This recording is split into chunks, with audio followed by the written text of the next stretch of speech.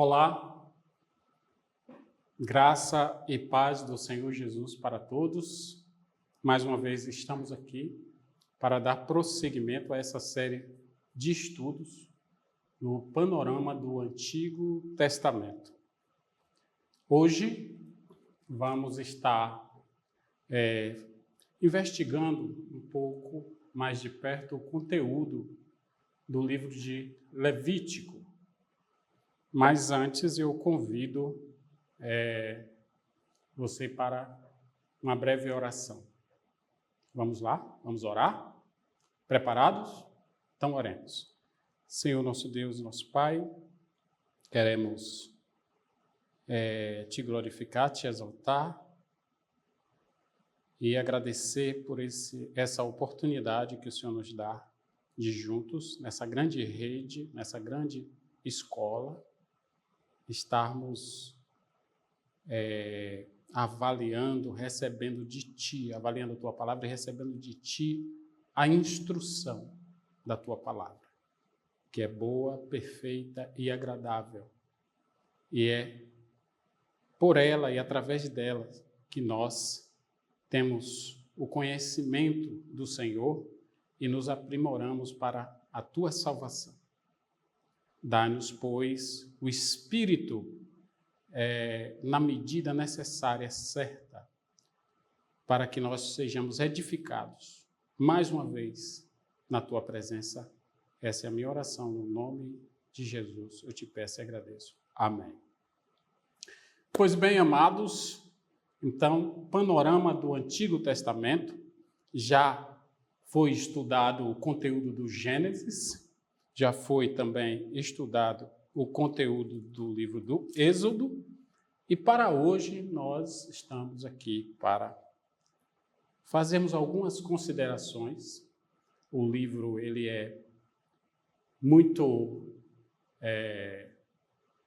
longo, um livro muito profundo, para que em uma aula só nós demos cabo deste conteúdo. Então vamos estar assim fazendo um panorama, como o título mesmo já diz, do Antigo Testamento, a partir do livro do Levítico. Então, nós temos aqui o nome no original, né? A nossa Bíblia, ela foi traduzida por João Ferreira de Almeida a partir da Vulgata Latina, que foi traduzida por Jerônimo, né, a partir do hebraico. Jerônimo passou 20 anos ali na Palestina, né, em Israel, junto aos rabinos, e fez a tradução para o latim, a partir do Antigo Testamento, do hebraico. E João Ferreira de Almeida, dando sequência, fez aí a tradução para o português, a partir da Vulgata Latina, e chega para nós com o título de Levítico, mas no original o nome é Vaikra. E nós temos aí da direita para a esquerda, como se lê no Oriente, né? Vav, Yud, Kof, Resh, Aleph, formando aí a palavra Vra, Va e Kra, que quer dizer chamar, chamou. E o texto começa dizendo aqui no Levítico 1, chamou o Senhor a Moisés da tenda da congregação e lhe disse, fala aos filhos de Israel e diz-lhes, quando algum de vós trouxer oferta ao Senhor, trareis a vossa oferta de gado, de rebanho ou de gado miúdo. Se a sua oferta for holocausto de gado, trará macho, sem defeito, à porta da tenda da congregação, o trará para que o homem seja aceito perante o Senhor. Então, veja que o Êxodo, o livro do Êxodo, ele termina com a edificação do tabernáculo. A edificação do tabernáculo. Essa fase da preparação da tenda onde Deus tinha dito a Moisés que ele queria habitar no meio do povo. Diferente do Sinai, onde Deus fala em cima no monte e o povo está embaixo, no sopé do monte, ele fala em cima, com trovões, com alarido, todo aquele mistério. Diferente dessa situação, lá no Sinai, aqui em Levítico, Deus fala de dentro já do tabernáculo. Moisés fora, Deus dentro. E aí diz, por isso que o texto diz, e chamou de onde? Chamou de fora para dentro. E agora, de uma forma mais próxima, de uma forma mais pessoal, mais próxima, Deus vai ali orientar Moisés, passar as orientações para Moisés do que se tornou a lei cerimonial de Deus. Então, Levítico é isso, é Vaikra, chamou, Deus a Moisés, chamou de fora para dentro para dar as suas orientações. A palavra-chave de Levítico é santidade. Santidade, porque Deus é Kadosh. Kadosh é um fraseio, uma fala que só se aplica a Yahvé, só se aplica a Deus. E Deus, ele quer dar instruções sobre a sua santidade, a sua Kitushá, no hebraico Kitushá, santidade. E, portanto, ele vai instruir como é esse culto, como deve ser essa aproximação, como deve ser essa intimidade. Então, para se aproximar de Deus, o texto diz, é necessário que todo aquele que se aproxima de Deus creia que ele existe. Então, para essa aproximação, tem algumas prerrogativas que está aqui no livro de Levítico. Até o capítulo 7 são só sacrifícios, mas nós temos o costume de separar a lei de Deus em três partes. A lei moral de Deus, a lei civil de Deus e a lei cerimonial de Deus. Levítico é, portanto, essa lei cerimonial de Deus. Uma outra coisa que é interessante nós tomarmos aqui é que o Levítico é o primeiro livro a ser estudado pelo judeu na infância.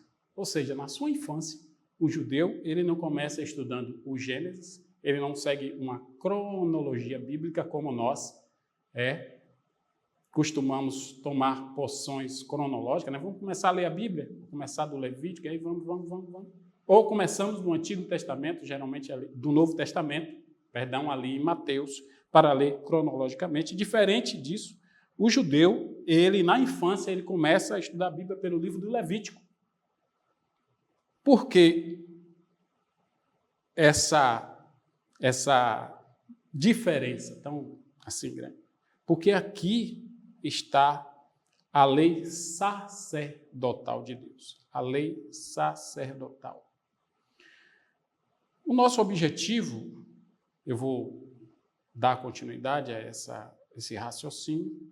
Então, nosso objetivo ao estudar o Levítico é conhecer, amar e servir ao Eterno. Como? Através da sua santidade. Então, se Deus é santo, Deus é Kadosh, e quer dividir a sua Kitushá, a sua santidade conosco, é necessário que nós também entendamos sobre essa natureza através da lei que o próprio Deus vai dar, das orientações. E aqui em Levítico está a doutrina da santidade de Deus. E ela não é teórica. Não é um saber racional, mas é um saber prático. Dito isso, nós então podemos observar que Deus ele não é um objeto que vai ser investigado e sondado, mas ele é um sujeito. Veja, Deus está no céu, Deus está no monte, Deus está no tabernáculo. Então, é um Deus que se move, que se articula, é um Deus pessoal. Então, Deus ele é sujeito da ação quando se dispõe a ser estudado, a que a sua lei seja estudada para que haja uma aproximação. Haja visto que nós estamos falando de um ser superior, em um ser que está agora caído, manchado pelo pecado.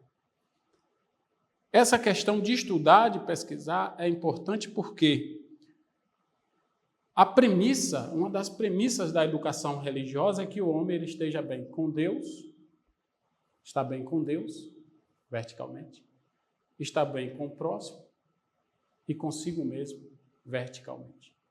Essa é a premissa da educação religiosa. Sobre as informações básicas, antes de nós entrarmos aí de fato no conteúdo do livro, é interessante dizer, não diferente do Gênesis, Bereshit, ou do Êxodo, que é Shemot, aqui em Vaikra, Levítico, o autor também é Moisés. A data também é uma data aproximada, 1400 a 1440 a 410 a.C. O local é deslocando-se, enquanto deslocava-se pelo deserto. Então, nós temos um povo se deslocando, nós temos demandas, nós temos orientação. Né? Orientação. Então, educação religiosa, com Deus, com o próximo, orientação. O mundo hoje, no pós-pandemia, não é mais de quem sabe, mas de quem aprende. Porque o saber, ele se tornou volátil. Então, o saber hoje, tem uma dinâmica no saber que as coisas elas se sobrepõem muito rapidamente. Então, a capacidade de aprender se tornou imprescindível. O alvo é o povo de Israel, no primeiro momento, mas nós bebemos dessa fonte porque os valores espirituais de Levítico, eles servem para nós nos dias de hoje. Então, no primeiro momento, o povo de Israel. O versículo-chave é Levítico 11:45. É interessante até que eu leia esse versículo, e que você, com a sua Bíblia aí, você leia também. Levítico 11:45, do que trata, o que diz lá. Eu sou o Senhor, que vos faço subir da terra do Egito, para que eu seja vosso Deus. Portanto, vós sereis santo, porque eu sou santo. Kodesh, Kadosh. O versículo-chave, Levítico 11:45, e a palavra-chave é santidade, Kitushá de Yahvé. Temos aqui um mapa, eu li Levítico 11, verso 45, marque na sua Bíblia, e eu trouxe esse mapa, que é o aporte visual, é um recorte, né, da África, já ali caminhando para o norte da África, né, caminhando para o Oriente, onde nós temos aqui o Egito. Os israelitas ocuparam por muito tempo essa região chamada território de Gósen, terra de Gósen, né? Era uma terra propícia para a criação de gado miúdo, próximo ao delta do Nilo, né? Essa abertura aqui é o delta, onde o Nilo ele chega a mas ele se ramifica formando esse delta. E daqui eles vão partir para essa grande jornada, passando aqui o Mar Vermelho, descendo até o Sinai, e depois eles sobem, e o mais próximo que eles vão conseguir estar é acima aqui, perto dos amorreus, e de lá onde Deus ele manda os espias, que Moisés mande os espias, mas parece que faltou fé, e eles estavam meio caminho de chegar. Observe que até aqui no Levítico já é o segundo ano, então era uma caminhada que aí já se consumaria, mas devido a essa prevaricação, eles voltam daqui, né, estão perto do Mar Morto, na face oriental do Mar Morto, e eles voltam e começam a circular.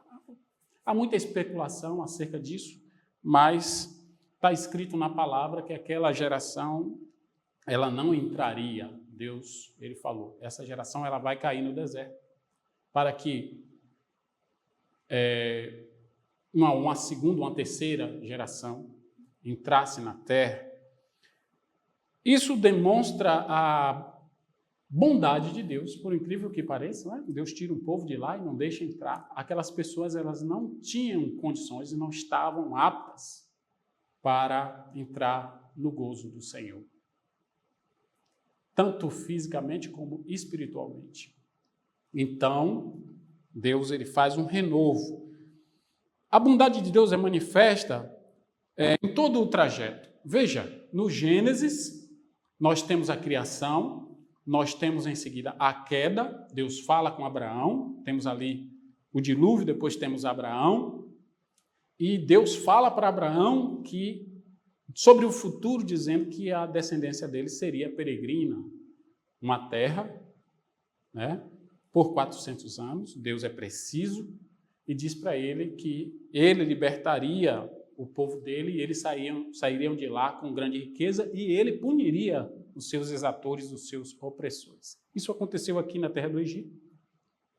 Abraão, ele vem daqui de cima, do crescente fértil, da terra da Babilônia, dos caldeus, e ele desce até aqui, essa região, e ele desce mais, vai até o Egito e depois volta para o Vale Jebus, né? Onde ele ali encontra, supõe-se que ele encontrou ali Melquisedeque, onde ele pagou o dízimo. E ele, nesse trajeto, ele paga o dízimo e ele fica um tempo ali em Jebus. Essa era a terra, o plano de Deus. Mas Abraão gera Isaac, que gera Jacó, e por causa de circunstâncias conhecidas de todos, por causa de uma fome, de uma seca, eles descem até o Egito, não antes de haver vendido, dos seus filhos de Jacó, haver vendido José, que agora está no Egito, para servir, após uma grande frustração. Todos conhecem ali que aconteceu com José. De tudo isso, o Êxodo, o Gênesis, já no limiar do Êxodo, Deus ali faz o resgate do povo através de Moisés, no Êxodo, e tira esse povo para fora, através do Mar Vermelho, de muitos prodígios e maravilhas das pragas do Egito. O Êxodo retrata isso. E ali eles vão ao Sinai para receber as primeiras orientações, que são os 10 mandamentos, né?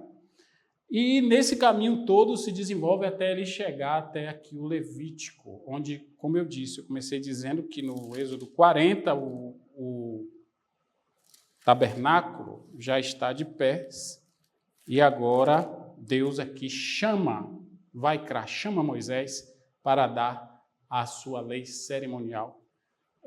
Nós percebemos aí uma crescente dessa relação. O objetivo, como eu falei, é transformar um povo que era uma família que se transformou em povo e que vai se transformar em nação sacerdotal. Por isso que é o primeiro livro que o judeu estuda, não é o Gênesis, não é o Êxodo, não é Números, nem Deuteronômio, mas sim o Levítico, porque o chamado de Israel, feito em Abraão, é sacerdotal. Em ti serão benditas todas as nações da terra. Então, a palavra-chave é santidade. Finalizei, mostrei aqui um mapa. Podemos, mais para frente, retomar. E qual, então, o propósito do livro? Qual o propósito? Veja bem. Qual seria a importância desses compêndios de leis que nós temos? Temos aí a Constituição de 1988, o Código Civil Brasileiro, datado de 2014, né? Além essa lei, esse compêndio ele começou em 2002 a vigorar. Nós temos aí o Código de Trânsito Brasileiro, o DENIT, Departamento Nacional de Trânsito, é a entidade que elabora essas leis, né? Então, as normas, elas são para pequenos grupos de pessoas. Normas. A igreja, as agremiações, elas têm normas, não é? Para gerir, para que facilite a gerência. Num grupo maior, uma situação maior, nós temos as leis que são para grupos organizados de pessoas. Então, país, nações, têm reinos, têm leis. As leis são para que as coisas funcionem, para impor limites. Aqui sim, por aqui não. Isso aqui sim, isso não. Isso fazer, isso não fazer. E as leis, elas servem para proteger os seres humanos de determinado grupo, de determinada sociedade da qual ele faz parte. Essas leis, como o Levítico, elas são tiradas dos princípios que são eternos. Então, Deus, dos seus princípios, Ele nos dá as leis.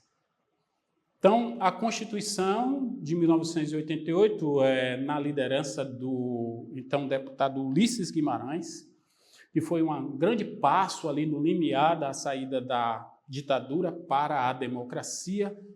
Esse foi o grande momento da nação brasileira. A Constituição ela está pautada no princípio da isonomia, todos são iguais perante a lei. O Código Civil, que versa sobre as pessoas jurídicas e pessoa física também, e o Código de Trânsito, que põe os limites e as orientações para facilitar o fluxo rodoviário dentro e fora da cidade. Veja bem, quando nós burlamos algum dos princípios contidos nesses compêndios, quando um sujeito, um cidadão, ele burla a lei, ele não cumpre a lei, ele também está abrindo um precedente para ali na frente ele não ser beneficiado por essa própria lei. E quem dá leis? Quem dá autoridade é Deus. Toda autoridade é constituída por Deus. Isso aqui parece um livro como esse aqui que eu tenho, que você tem aí em sua casa. Mas ele está revestido de autoridade, por causa da pessoa que ele revela, que a Bíblia revela. Assim também são esses 3 exemplares que estão aqui. Então, Tiago 1,17 diz o seguinte: toda boa dádiva, todo dom perfeito, vem descendo do alto, direto do Pai das luzes, onde não há dúvida nem sombra de variação. Então, Deus, dos seus princípios, nos dá lei através da autoridade, das autoridades competentes.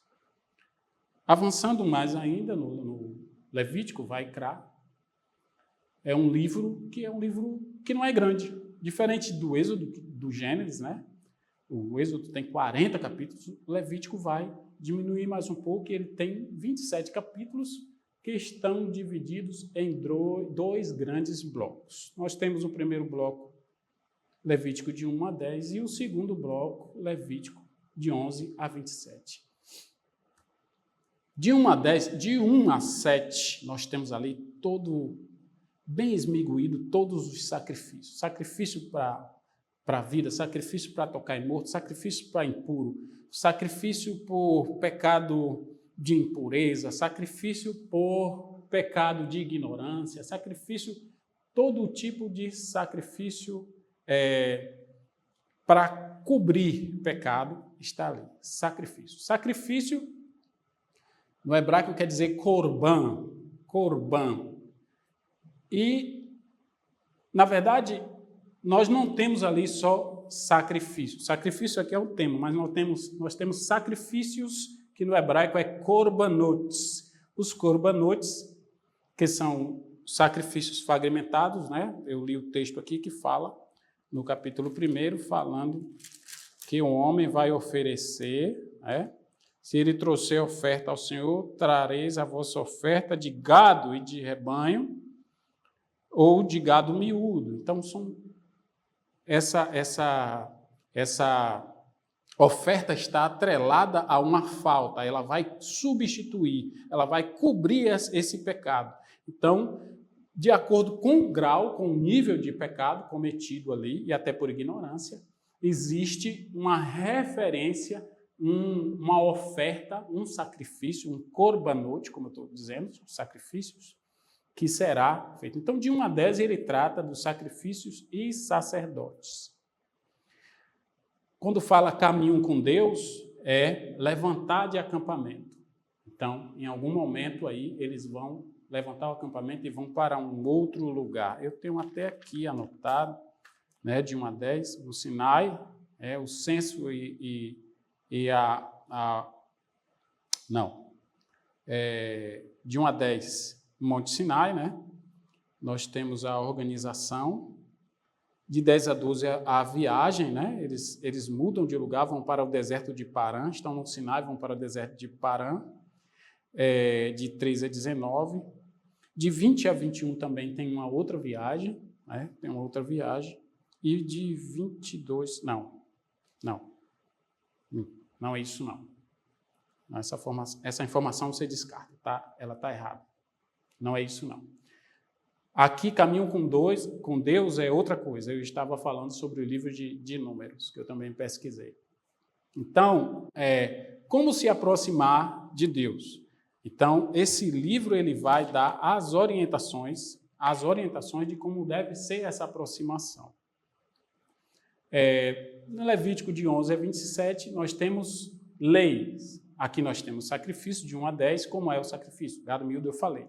E aqui nós temos a lei, as leis. Leis sobre a vida, né? Todas as leis sobre a vida, a conduta diária do ser humano está ali, de 11 a 27. Caminho com Deus, né? Intimidade com Deus e como viver com o Deus Santo. Então, santificação.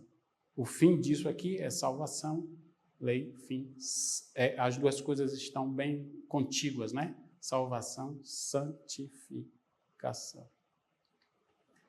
Como eu falei, que o chamado e o primeiro livro que o judeu estuda é o Levítico, porque o chamado é sacerdotal.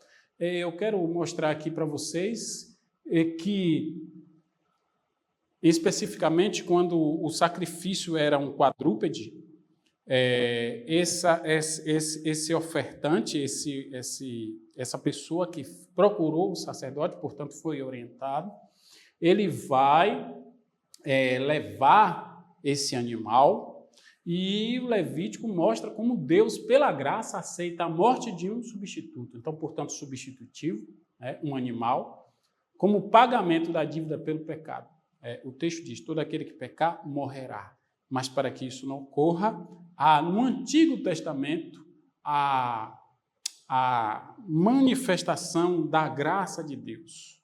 Né? Já ali, a manifestação da graça para salvar o homem, apontando para o Messias, apontando para Jesus. Então, no Antigo Testamento, a morte de um animal, e no Novo Testamento nós temos a morte sacrificial de Cristo. Então, essa pessoa, ela chegava ali na presença do sacerdote, no átrio, e ela ia impor as mãos para que o pecado da pessoa fosse transferido. Ela imputava o seu pecado naquele animal, e o animal inocente recebia essa imposição, esse pecado, e, portanto, a pessoa era aceita diante de Deus, era aceita diante de Deus. Aí você pode me perguntar, e era uma pergunta que quando eu estava fazendo o estudo, eu digo, meu Deus, se a instrução, se esse livro é o livro da instrução, é o livro do cerimonial de Deus, é, portanto, uma didática, aqui uma pedagogia, mas eu fiquei pensando, e não seria coercitivo? Você não perguntaria isso? Não seria uma pedagogia coercitiva? Porque essa pessoa ela vai criar esse animal, ela vai se relacionar com esse animal.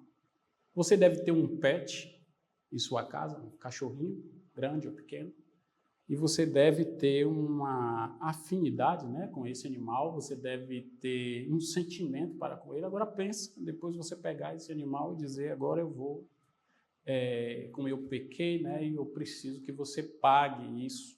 Então, não parece uma educação, uma pedagogia coercitiva? Não, se não for a graça. Não, se não for temporário, por um prazo de tempo. E não, se em jogo não estiver vidas e perpetuação de espécie. Então, Deus entende que entre o homem e o animal, a vida humana deve ser preservada. A vida humana, ela deve ser sempre preservada. Então, Deus aí, ele dá cordeiros, ele dá animal, e ele aceita para que o homem ele não fique, né, perdido, para que ele não se perca. Mesmo porque, depois de virar as costas para aquele sacrifício, já começa uma contagem de pecado novamente. Mas Deus sabe das limitações. Limitações humanas. Eis que todas as almas são minhas. A alma que pecar, essa morrerá. Está em Ezequiel 18:4. Porque todos pecaram e destruídos estão da glória de Deus. Romanos 3:23. Então, o que é que nós temos aqui? É que a graça não é coercitivo, porque mesmo essa pessoa tendo se relacionado, e ali ele tem um pesar, onde Deus mostra as dificuldades geradas pelo pecado, na consciência do homem, ao sacrificar um animal em lugar de si mesmo, dele morre o animal. Então, nós percebemos a intensidade da graça de Deus, que exalta, humilha o homem, nesse primeiro momento, sem degradar. A graça humilha o homem sem degradar. Miserável homem que sou. Quem me livrará do peso dessa morte? Disse Paulo. Mas essa mesma graça que humilha o homem, quando ele faz esse corban, esse sacrifício, né? Que há uma relação ali entre ele e o animal, relação que eu digo que o animal também é um ser, né, vivente, e ele criou, ou pode ter adquirido, mas há um sentimento, há um pesar. Então, a graça, ela humilha sem degradar, mas ela também exalta, mas exalta sem deixar orgulhoso, quando diz: mas a todos quanto receberam, deu-lhes o poder de serem feitos filhos de Deus. E vai dizer também, porque vós agora sois nação santa, sacerdócio real, povo eleito. Então, exalta sem deixá-lo orgulhoso. Portanto, é natural que Deus fez aí um rearranjo para preservar. Porque o plano original de Deus, ele prevalece, a despeito do homem ter pecado. Então o Senhor provia os sacrifícios, os corbanotes, sacrifícios, o plural de corban, para dar ao homem oportunidade de ter comunhão. Kiruv. A palavra kiruv do hebraico vem da mesma raiz da palavra corban. Só que kiruv é querer estar perto, aproximar. Então, por que eu faço corban? Por que eu faço sacrifício? Dado pelo próprio Deus a orientação para ter a capacidade de kiruv, estar perto, me aproximar de Deus, do Eterno. Aqui nós temos uma refração disso, que são as festas. Então, ao ponto que o passado de Israel vai ficando para trás, é registrado na história, Deus dá as festas para que eles rememorem de coisas que ficaram para trás. Vai ficar só no papel. A saída do Egito foi só uma vez, só vai estar na história. Mas aí tem as festas, né? Festa das cabanas, que faz referência à peregrinação do deserto. O Purim faz correlação ao cativeiro na Síria, né? Pelos medos, pelos sírios. Então, tudo isso aí são refração, são continuidade, porque hoje não existe mais esse calendário, o livro está aqui, o livro é espiritual, mas não se sacrifica mais, não se faz. Muitos dos atos que está aqui não são praticados pelos judeus. Mas as festas, elas fazem parte desse calendário e estão ativos todo ano, eles fazem, as festas, elas acontecem. Ainda tratando de panorama, como eu disse, o Levítico ele está entre o caos, né? Ele está entre o caos do Gênesis e do Êxodo, e está também entre o caos do livro e a caminhada, a aproximação da terra prometida. Então, o Levítico ele está aí, posto no meio, para que ele faz esse link, essa transição é feito pela aproximação de Deus. Tanto a saída do caos como o avançar para que esse povo se torne nação, ele tem que passar aqui em Levítico para receber a instrução. Então, a instrução sacerdotal, como eu disse, esse livro ele é chamado também a Torá Kohanim. Torá Kohanim, Cohen, a palavra Cohen, quer dizer sacerdote. Kohanim quer dizer sacerdotal. Então, Torá Kohanim, você poderia me perguntar, mas Torá não são os 5 livros? Pois é, você vai entender a partir de uma explicação que eu vou dar aqui agora. O judeu, ele tem a Torá, que são os 5 livros, mas em se tratando do serviço sacerdotal, tem como se fosse uma mini Torá, que é o livro da instrução do sacerdote, que não só no entendimento judeu deve ser usado por ele, mas por todo Israel, porque o chamado é sacerdotal. E onde é que está isso?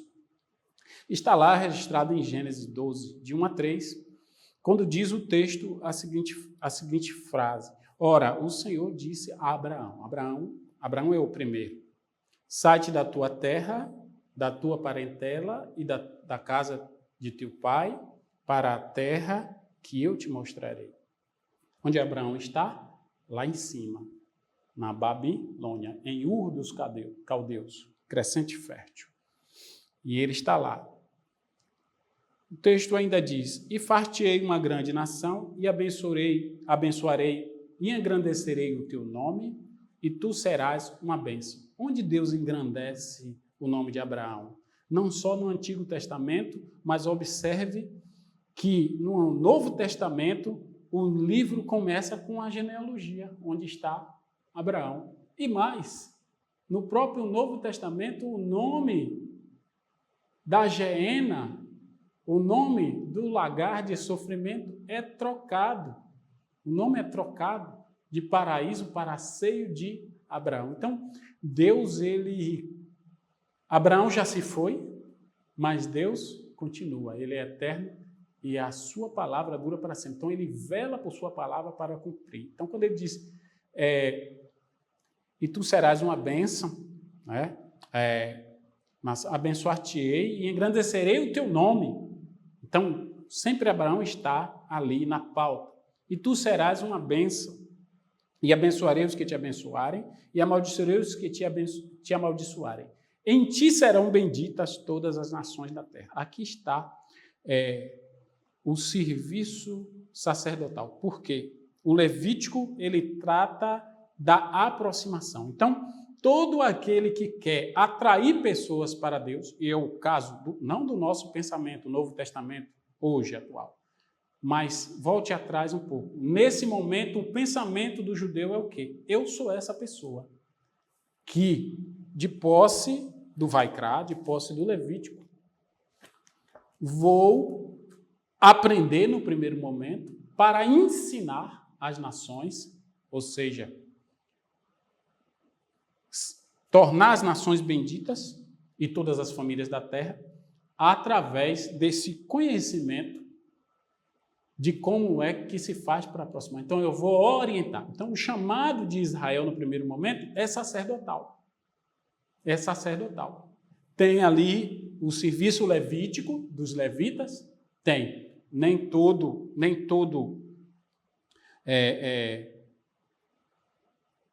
Levita é sacerdote, mas todo sacerdote ele é levita, é da tribo de Levi. Então, veja bem, e para nós isso nos alcança, porque nós fomos enxertados.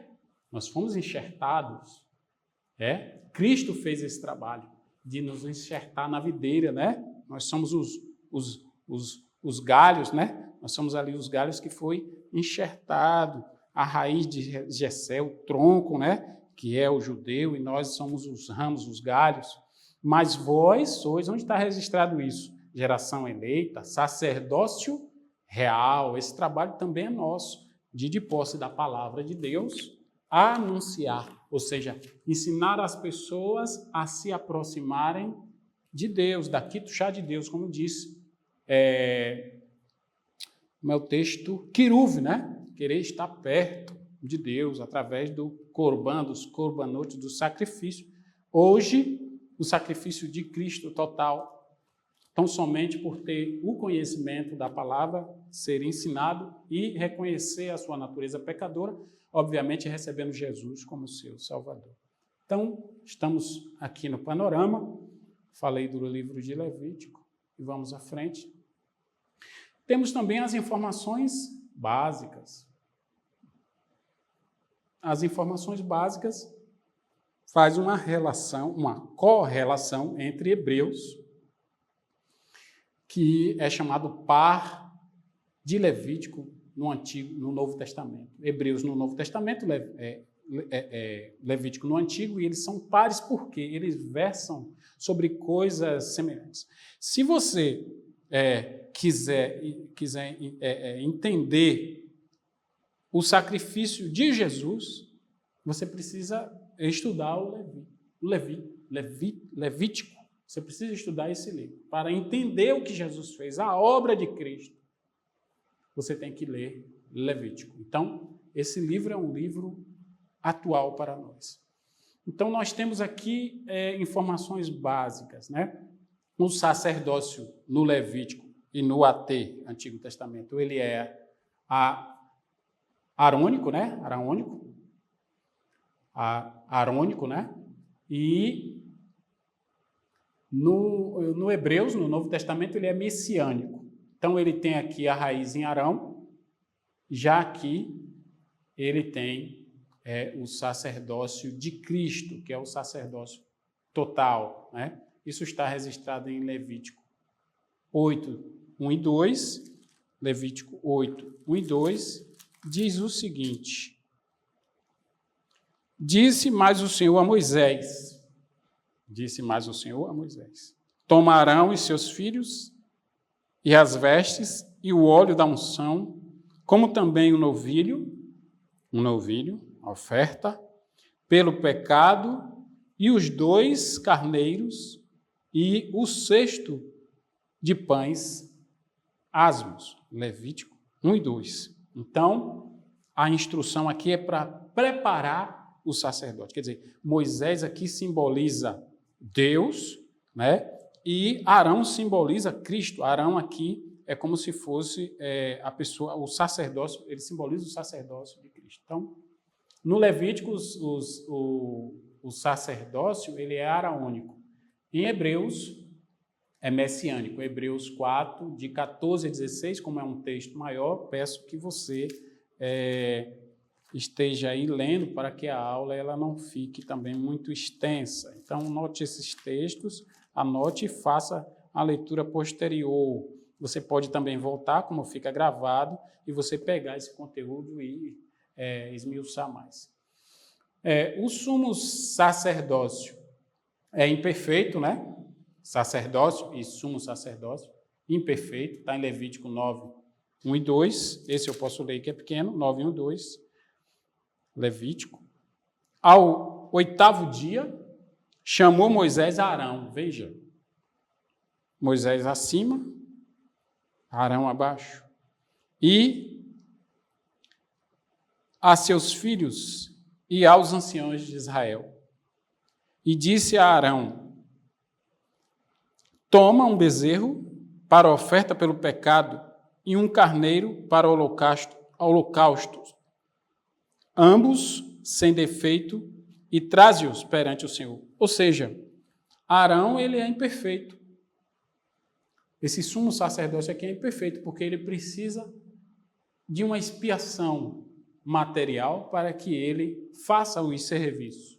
Enquanto que, em Hebreus, revela que o sacerdócio, que é Cristo, Hebreus 7, 26 a 28, ele é perfeito, ele é suficiente.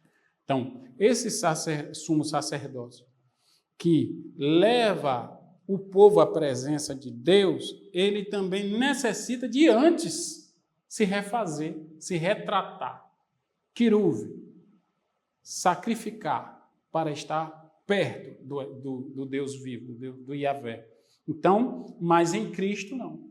Ele diz, eu e o Pai somos um. Ele é perfeito, né? Hebreus 7, 26 a 28. E os sacrifícios, como eu falei, os corbanotes, são variados e constantes. Então,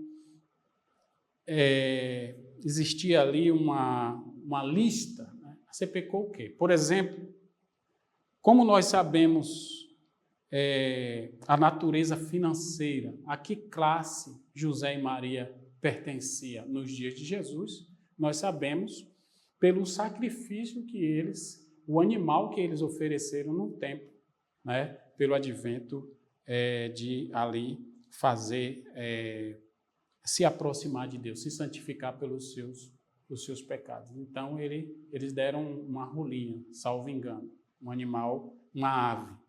E essa ave está aqui no Levítico, arrolado na lista das pessoas que não tinham posse. Se a pessoa for pobre, ela trará perante o sacerdote esse tipo de animal, essa ave. Então, nós sabemos aí. Isso serve para contradizer alguns ensinos que tem por aí que diz que Jesus era rico, porque ele fabricava móveis e tinha casa na praia e essas coisas todas que nós sabemos que não é verdade. Então, os sacrifícios são variados e constantes. No Hebreus, no Novo Testamento, no advento de Cristo, ele é único e definitivo. Por isso que eu disse que a graça, essa didática, essa pedagogia de Levítico, ela não é coercitiva porque ela é temporária, ela é substitutiva, ela tem um momento que vai, ela tem um sentido de ser, ela tem uma preservação da espécie, da vida humana. Né? Então, quando chega o Cristo, já não tem mais necessidade disso. O líder do povo é o sacerdote, né? Em Levítico é Moisés, Levítico 1:1, e em Hebreus, o Cristo, Hebreus 12, de 1 a 3. Anote, depois volte para você fazer a leitura. Então, esse é o paralelo entre Levítico e Hebreus. Já estamos caminhando para o final. Então, aqui há ainda algumas curiosidades, né, que o livro, Deus gosta disso, sabe?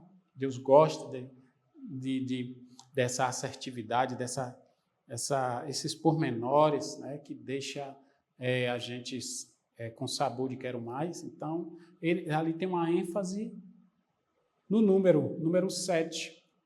Então, 7º dia, o sábado do Senhor, o dia do descanso.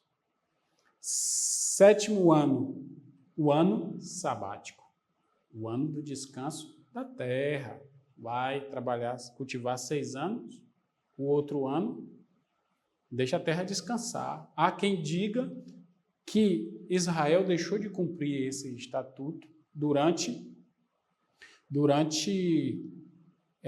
7 vezes 7, 49, né? Aí ele deixou de cumprir, acho que 70 anos, salvo engano. Ele passou sem tirar esse ano, levando direto. E a soma de anos que ele ficou, a multiplicação, deu a conta de 49 anos que ele ficou no exílio pagano. É uma especulação dos estudiosos, que para cada ano que ele ficou sem pagar, contabilizou uma pena no exílio. Então, o ano de jubileu, 7 vezes 7, 7 semanas de anos, que dá 49. Após 49 anos, é o 50º ano, ou seja, é o ano do toque da trombeta. Todo mundo que estava preso, endividado, que caísse nesse ano, a dívida era zerada. O Pentecoste, 7 semanas após a Páscoa. Então, 7 semanas após a Páscoa, foi o que aconteceu da Páscoa, o Pentecoste, quer dizer, 50 dias, né? 50 dias, Jesus, ele zera isso, porque ele ressuscita, e dali, justamente no momento que ele ressuscita, 40 dias depois, os 40 dias que ele passa entre o povo, testificando, mostrando, ele ascende aos céus, e o Espírito fala: ficai, pois, em Jerusalém, até que do alto sejais revestido de poder. 40 mais 10 dias depois, que se comemoraria essa festa de Pentecoste, né? De Pentecoste. Então, 10 dias depois, 50 dias, aconteceu de fato, após a Páscoa, né? Que Jesus é a nossa Páscoa, ele foi o Cordeiro Imaculado que morreu.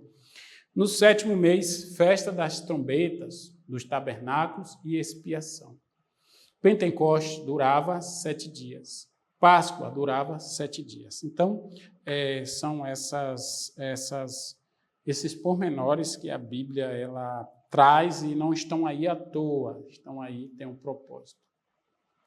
Eu já falei sobre isso, né? Todo sacerdote é levita, mas nem todo levita é sacerdote. Então, aqui nós chegamos à nossa conclusão. É importante refazer algumas informações. Eu falei que por que do nosso estudo? Por que desse tempo? Por que desse momento? Por que daquele momento, domingo de manhã, que antecede ao culto, nós sentarmos? Como eu disse, o mundo não é, no pós-pandêmico, ele não é mais de quem sabe, mais de quem aprende. Porque o conhecimento ele se tornou convulsivo, né? Frenético, não para.